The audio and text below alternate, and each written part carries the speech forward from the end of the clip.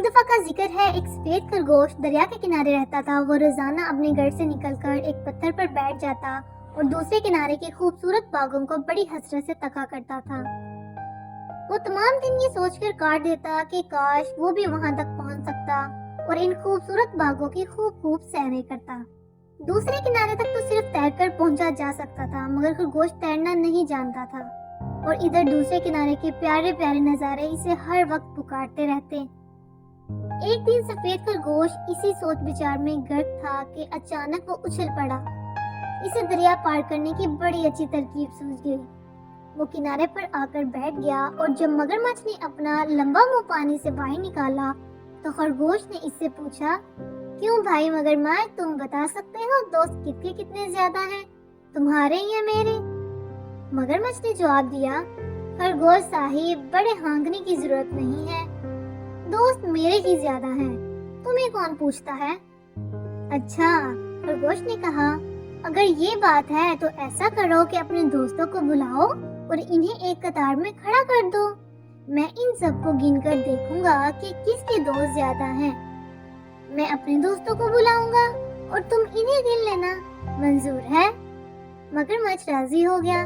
اس نے پانی میں غوطہ مار کر اپنے تمام مگرمچھ دوستوں کو پکارا اور ان کو ایک قطار میں پھیل جانے کا کہا۔ مگرمچھ کے دوست اتنے زیادہ تھے، جب وہ ایک قطار میں پھیلے تو ایک کنارے سے اس تک مگرمچھ ہی مگرمچھ تھے۔ سفید خرگوش شرارت سے مسکرایا، کنارے پر سے چھلانگ مار کر مگرمچھ کی پیٹھ پر آ بیٹھا اور بولا ایک، اور اسی طرح وہ مگرمچھوں پر کودتا پھاندتا 3 4 5 6 7 8 گنتا چلا گیا، اور آخری مگرمچھ کی پیٹھ پر سے کود کر دوسرے کنارے جا پہنچا۔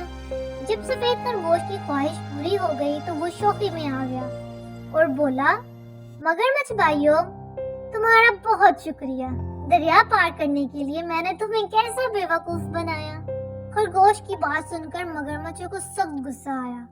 وہ اپنے خوفناک منہ کھول کر اس پر جھپٹے، لیکن خرگوش بھاگ نکلا۔ پھر بھی ایک مگرمچھ کے منہ میں اس کی دم آ گئی اور وہ زخمی ہو گیا۔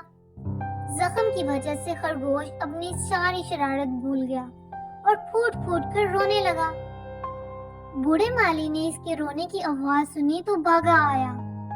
وہ یہ دیکھ کر حیران رہ گیا کہ ایک ننھا منا خرگوش زمین پر پڑا رو رہا ہے۔ مالی کو اس پر بہت رحم آیا اور رونے کی وجہ پوچھی۔ خرگوش نے اسے اپنی ساری کہانی کہہ کے سنائی۔ مالی نے پیار سے اسے کہا، برخوردار، تم نے بہت برا کیا ہے۔ اگر تم وعدہ کرو کہ پھر کسی کو بے وقوف بنا کر اپنا کام نہیں نکالو گے تو میں تم کو اچھا کر دوں گا۔ خرگوش بولا، وعدہ کرتا ہوں چاچا مالی، بس میرا یہ زخم اچھا کر دو۔ مالی نے ایک خوبصورت چھوٹا سا خرگوش کا گھر تیار کیا اور اس سے کہا، اب تم اس گھر میں آرام سے لیٹ جاؤ، صبح اٹھ کر جب دیکھو گے تو اللہ کے فضل و کرم سے تمہارا زخم اچھا ہو جائے گا۔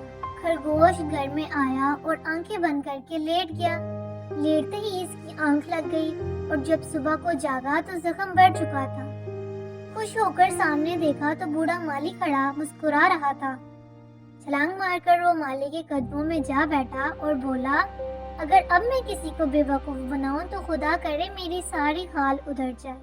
مزید اچھی ویڈیوز دیکھنے کے لیے اس ویڈیو کو لائک اور شیئر کریں اور میرے چینل کو سبسکرائب کریں۔